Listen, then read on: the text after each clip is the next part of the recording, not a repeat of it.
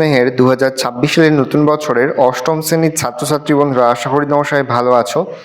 আজ আমরা যে বিষয়টি নিয়ে আলোচনা করব অষ্টম শ্রেণীর সেকেন্ড ইউনিট টেস্ট অর্থাৎ দ্বিতীয় পর্যায়ক্রমিক মূল্যায়নের ভূগোলের কোশ্চেন পেপার নিয়ে। দেখো সরাসরি স্ক্রিনে আমরা ক্লাস 8-এর ভূগোলের কোশ্চেনটা দেখতে পাচ্ছ। ফুল মার্কস তোমাদের রয়েছে 50, সময় তোমাদের রয়েছে 1 ঘন্টা 30 মিনিট। একে দাগে সঠিক উত্তরটি নির্বাচন করো। যে কোনো 10টি প্রশ্নের মান 1 করে 1 × 10 = 10।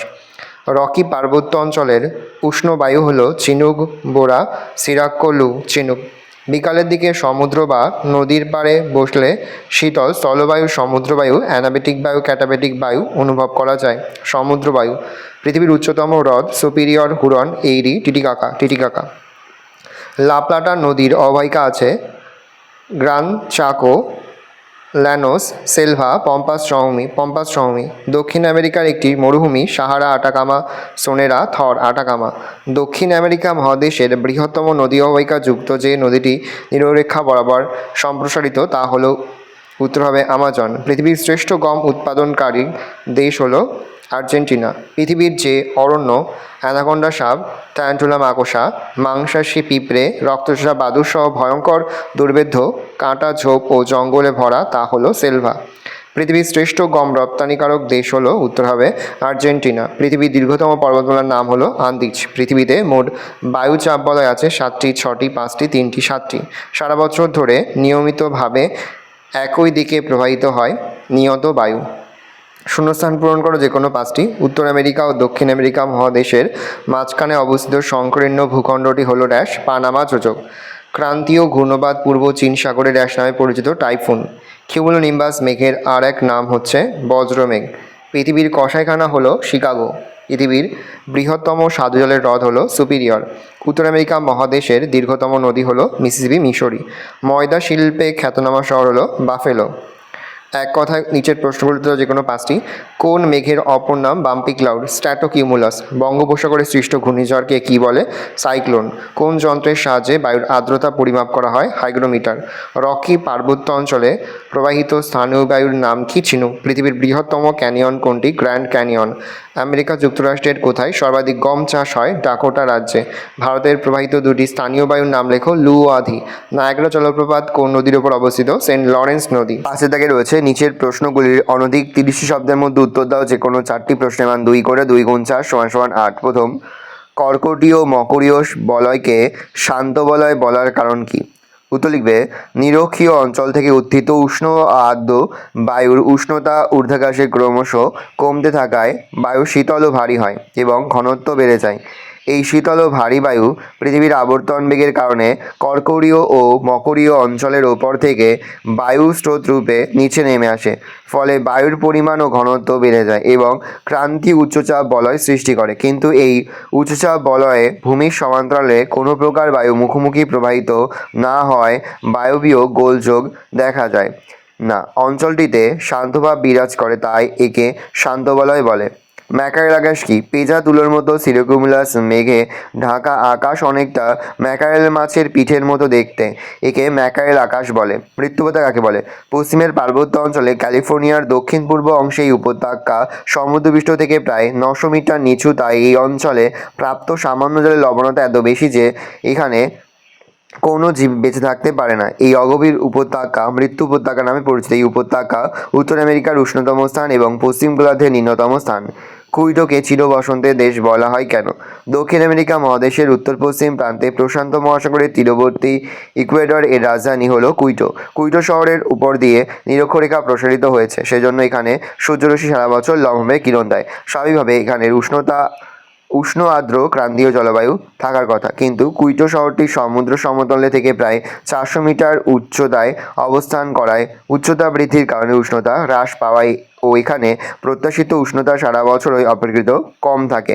আবহাওয়া সর্বদাই বসন্তকালের মতো মনোরম, আত্মনামদায়ক নাতিশীতোষ্ণ জলবায়ু বিরাজ করায় কুইটো শহরকে চির বসন্ত দেশ বলা হয়। টিকা লেখো গর্জনশীল চল্লিশা। দক্ষিণ গোলার্ধে 40 ডিগ্রি অক্ষরেখা বরাবর সশব্দে প্রবাহিত উত্তর পশ্চিম পশ্চিমা বায়ু গর্জনশীল চল্লিশা নামে পরিচিত। সৃষ্টির কারণ: দক্ষিণ গোলার্ধে 40 ডিগ্রি অক্ষাংশের পর স্থলভাগ বিশেষ থাকে না, ফলে 60 ডিগ্রি অক্ষাংশের মধ্যে বিস্তৃত জলরাশি উপর দিয়ে উত্তর পশ্চিমা বায়ু প্রবাহিত হওয়ার সময় বিশেষ বাধাপ্রাপ্ত হয় না। বিশেষ করে 40 ডিগ্রি অক্ষাংশের কাছাকাছি এই বায়ুটি সারা বছরই প্রবল বেগে সশব্দে প্রবাহিত হয়। নেক্সট, শিকাগোকে কেন পৃথিবীর কসাইখানা বলা হয়? আমেরিকা যুক্তরাষ্ট্র বিশ্বের প্রধান ভুট্টা উৎপাদক দেশ। পশুগুলি নিকটবর্তী পেরি অঞ্চলেও ভুট্টা ক্ষেত্র চড়ে বেড়ায় এবং তারপর হৃষ্টপুষ্ট হলে সেগুলিকে শিকাগো কসাইখানাগুলিতে নিয়ে যাওয়া হয়। শিকাগো কসাইখানাগুলিতে প্রতিদিন লক্ষ লক্ষ পশুবধ করে মাংস সংরক্ষণ ও কৌটোজাতকরণ করা হয়। এই মাংস দেশের অভ্যন্তরীণ চাহিদা মিটিয়ে বিদেশেও রপ্তানি করা হয়। প্রতিদিন এত বেশি সংখ্যায় পশু হত্যা পৃথিবীর আর অন্য কোথাও না হওয়ায় শিকাগোকে বিশ্বের কসাইখানা বলা হয়। ছাদোয়া বলতে কী বোঝো? সেলভারনে সারা বছর ধরে অধিক উষ্ণতা এবং বৃষ্টিপাতের জন্য সন্নিবিষ্টভাবে প্রচুর সংখ্যক গাছপালা জন্মায়। গাছপালাগুলি এত ঘেঁষাঘেঁষি করে অবস্থান করে যে ওপরের দিকে গাছের পাতা ডালপালা মিলে একটি স্তর তৈরি করে। এই স্তর ভেদ করে সূর্যের আলো বনভূমির তলদেশে প্রবেশ করতে পারে না। এই স্তরটিকেই চাঁদোয়া বলা হয়। নেক্সট রয়েছে 6 দাগে, নিচের প্রশ্নগুলির অনধিক 50 শব্দে উত্তর দাও। যে কোনো 4টি প্রশ্নের মান 3 করে, 3 গুণ 4 = 12। প্রথম, বাণিজ্য বায়ু কাকে বলে? কোরিওলিস বল কি? উত্তর লিখবে। আয়ন বায়ুর অপর নাম বাণিজ্য বায়ু। আয়ন শব্দের অর্থ পথ। প্রাচীনকালে বাণিজ্য করার জন্য পালতোলা জাহাজগুলি আয়ন বায়ুর নির্দিষ্ট প্রবাহপথ অনুসরণ করে চলাচল করত বলে আয়ন বায়ুকে বাণিজ্য বায়ু বলে। ভূপৃষ্ঠের সমান্তরাল বা অনুভূমিকভাবে প্রবাহিত বায়ু পৃথিবীর আবর্তন গতির দ্বারা বিশেষভাবে প্রবাহিত হয়। বিশ্ববিখ্যাত ফরাসি পদার্থবিদ গ্যাসপার গুস্তাভ দ্য কোরিওলিস পৃথিবীর আবর্তনজনিত কারণে সৃষ্ট দিক বিক্ষেপক শক্তিকে বা বলকে চিহ্নিত করেন। এই শক্তির প্রভাবে স্বচ্ছন্দ গতিশীল বস্তু যেমন বায়ুপ্রবাহ, সমুদ্রস্রোত প্রভৃতি উত্তর গোলার্ধের ডান দিকে এবং দক্ষিণ গোলার্ধের বাম দিকে বেঁকে প্রবাহিত হয়। সেজন্য তার নাম অনুসারে এই বলকে কোরিওলিস বল বলা হয়। বাষ্পীভবন কাকে বলে? ঘূর্ণবাতের চক্ষু কাকে বলে? জলে বাষ্পে পরিণত অর্থাৎ তরল থেকে গ্যাসীয় অবস্থা হওয়ার প্রক্রিয়াকে বাষ্পীভবন বলে। সূর্যের তাপে ভূপৃষ্ঠের জলরাশি উত্তপ্ত হালকা হয়ে ঊর্ধ্বগামী হলে বাষ্পীভবন ঘটে। শক্তিশালী ক্রান্তীয় ঘূর্ণবাতের কেন্দ্রে 5 থেকে 20 কিমি ব্যাসযুক্ত বৃত্তাকার অঞ্চলকে ঘূর্ণবাতের চক্ষু বলে। ঘূর্ণবাতের চক্ষুর বায়ু গতিহীন ও শান্ত নিম্নচাপ কেন্দ্ররূপে বিরাজ করে। এখানকার আকাশ মেঘমুক্ত ও বৃষ্টিহীন শান্ত পরিবেশ থাকে। টর্নেডোতে ঘূর্ণবাতের চক্ষু স্পষ্ট বোঝা যায়। উল্লেখ্য, ঘূর্ণবাতের চক্ষুতে গভীর নিম্নচাপ বিরাজ করে। কানাডিয়ান সিল্ট অঞ্চলের জলবায়ুর সংক্ষিপ্ত বিবরণ দাও। সিল্ট অঞ্চলের দক্ষিণ ও দক্ষিণ পূর্বাংশের জলবায়ু উষ্ণ প্রকৃতির। এই অঞ্চলে শীতকাল শীতল ও তুষারপাত হয় এবং গ্রীষ্মকালে উষ্ণতা 24 ডিগ্রি সেন্টিগ্রেড থাকে। বার্ষিক বৃষ্টিপাত 30 থেকে 180 সেমি। কিন্তু সিল্ট অঞ্চলের উত্তরাংশ অতি শীতল তুন্দ্রা জলবায়ুর অন্তর্গত। সেখানে প্রায় 7 মাস উষ্ণতা হিমাঙ্কের নিচে থাকে। শীতকালীন উষ্ণতা প্রায় -18 ডিগ্রি সেন্টিগ্রেড হয় এবং ওই অঞ্চলটি তুষারে ঢাকা থাকে। গ্রীষ্মকাল ক্ষণস্থায়ী ও গড় উষ্ণতা 10 ডিগ্রি সেন্টিগ্রেড। বৃষ্টিপাত খুব কম হয়। বার্ষিক বৃষ্টিপাত মাত্র 40 সেমির কম। অধিকাংশ বৃষ্টিপাত গ্রীষ্মকালে হয়। সেলভারণ্যকে চিরগোধূলি অঞ্চল বলা হয় কেন?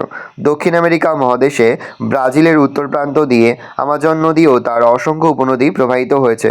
নিরক্ষরেখার উভয় পাশে আমাজন অববাহিকায় অত্যাধিক উষ্ণতা, আর্দ্রতা ও বৃষ্টিপাতের জন্য সৃষ্ট অতি ঘন গভীর চিরহরিৎ বা চিরসবুজ বনভূমিকে সেলভা বলে।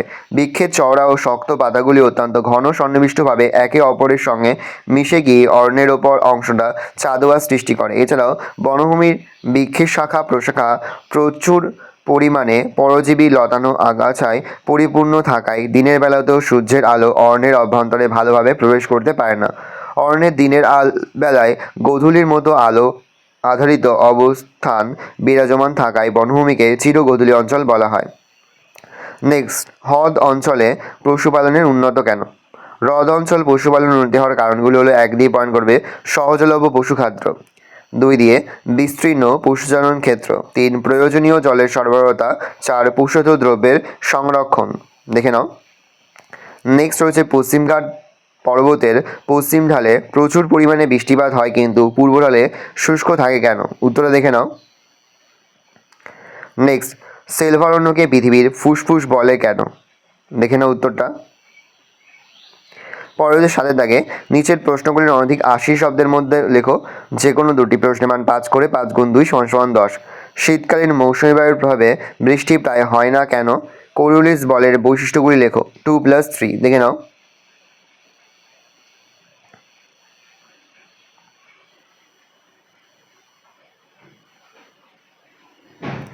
পরের প্রশ্ন, নিরক্ষীয় শান্ত বলয় কাকে বলে?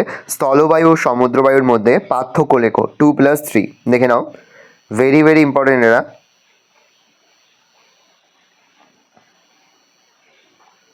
এখান থেকে যে কোনো 3টি পার্থক্য লিখবে। পরের প্রশ্ন, হ্রদ অঞ্চলের শিল্পোন্নতির কারণ উল্লেখ করো। দেখে নাও। 1 দিয়ে পয়েন্ট করবে আকরিক লোহার সহজলভ্যতা, 2 কয়লা খনির সান্নিধ্য, 3 জলের সুবিধা, 4 সুলভ জলবিদ্যুৎ, 5 উন্নত পরিবহন ব্যবস্থা, 6 সহজলভ্য কাঁচামাল, 7 সরল শ্রমিক ও পণ্যের চাহিদা। নেক্সট, দক্ষিণ আমেরিকার জলবায়ুর বৈচিত্র্যের কারণ আলোচনা করো। 1 অক্ষাংশগত অবস্থান, 2 সমুদ্র থেকে দূরত্ব, 3 ভূমির উচ্চতা, 4 সমুদ্র স্রোত, 5 বায়ু প্রবাহ। দেখে নাও। এই রোজ টোটাল তোমাদের সেকেন্ড ইউনিট টেস্ট অর্থাৎ দ্বিতীয় পর্যায়ক্রমিক মূল্যায়নের ক্লাস 8-এর ভূগোলের প্রশ্নপত্র। ভালো করে প্রশ্নপত্রটা দেখে নাও। আশা করি ভিডিওটা ভালো লেগেছে। ভিডিওটা ভালো লাগলে ভিডিওকে লাইক করে ধরুন না, মাত্র নতুন হাও তাহলে সাবস্ক্রাইব প্রেস করে পাশে বেল আইকন প্রেস করে নতুন কোনো ভিডিও আপলোড করি সবার ফার্স্ট নোটিফিকেশন পেয়ে যাও। আর এই ভিডিওটি তোমার বন্ধু বান্ধবী আত্মীয় স্বজন সবার মধ্যে কিন্তু অনেক অনেক শেয়ার করে দিলে। বছর ক্লাস 8-এ পড়ছে, আমরা কিন্তু ইতিমধ্যেই ক্লাস 8-এর প্রতিটি বিষয়েরই কিন্তু সিলেবাস, প্রশ্ন এবং নমুনা প্রশ্নপত্র কিন্তু আপলোড করে দিন। এখনও পর্যন্ত সেই ভিডিওগুলো না দেখে থাকো, ভিডিওগুলো কিন্তু তাড়াতাড়ি তোমাদের সকলকে জানাই আগাম পরীক্ষার অনেক অনেক শুভেচ্ছা এবং অভিনন্দন। আশা করি সকলের পরীক্ষায় খুব ভালো হবে। কোনো প্রশ্নের উত্তর লিখতে বা বুঝতে কোনো কম অসুবিধা হয় তাহলে কিন্তু নির্দ্বিধায় কমেন্ট সেকশনে কমেন্ট করে জানাতে একদমই ভুলবে না। ভালো করে দেখে নাও প্রশ্ন উত্তরগুলো।